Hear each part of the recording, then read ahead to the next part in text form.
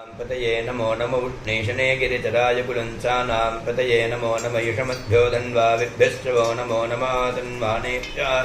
प्रतिदधानेभ्यश्च वो नमो नमः आयच्छद्भ्यो वितृदद्भ्यश्च वो नमो नमस्यद्भ्यो विद्यद्भ्यश्च वो नमो नमः आसीनेभ्यश्च जानेभ्यश्च वो नमो नमः स्वपद्भ्यो दाग्रद्भ्यश्च वो नमो नमस्तिष्ठद्भ्यो धावद्भ्यश्च वो नमो नमः सभाभ्यः सभापतिभ्यश्च वो नमो नमो अश्वेभ्यो अश्वपतिभ्यश्च वो नमः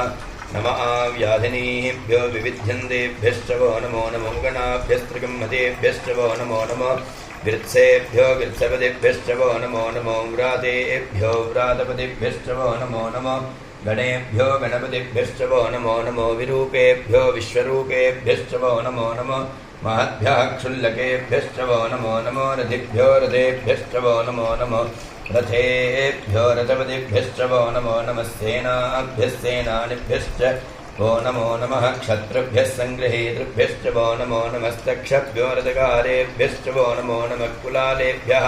कर्मारेभ्यश्च वो नमो नमः पुञ्जिष्टेभ्यो निषादेभ्यश्च वो नमो नमः युषगद्भ्यो धन्वगद्भ्यश्च वो नमो नमो मृगयुभ्यः शनिभ्यश्च वो नमो नमः श्वभ्यश्च पतिभ्यश्च वो नमः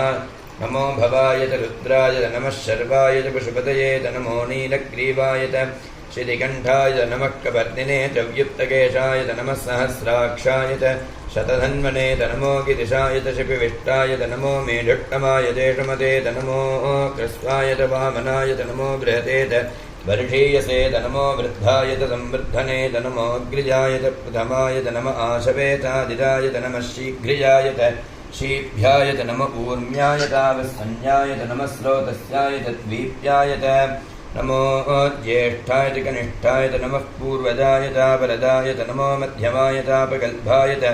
नमो जघन्याय च बुद्धयाय च नमः सौभ्याय च प्रतिधर्याय च नमो याम्याय च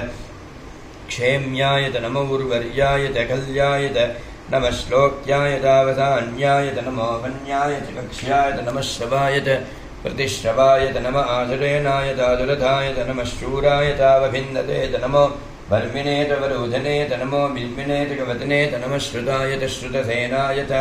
नमो दुन्दुभ्याय चाहनन्याय च नमो धिष्णवे च प्रमृजाय च नमो दूताय च प्रहिताय च नमो निषङ्गिने चेषुधिमते च नमस्तीक्ष्णेषवे चायुधने च नमः स्वायुधाय च सुधन्वने च नमः स्तुत्याय च पथ्याय च नमः काट्याय च नीप्याय च नमः सूत्याय च सरस्याय च नमो नाद्याय च वैशन्ताय च नमः कूप्याय च भट्याय च नमो वर्ष्याय च वर्ष्याय च नमो मेघ्याय च विद्युत्याय च नम ईध्ययाय च दप्याय च नमो वात्याय च रेष्म्याय च नमो वास्तव्याय च वास्तुपाय च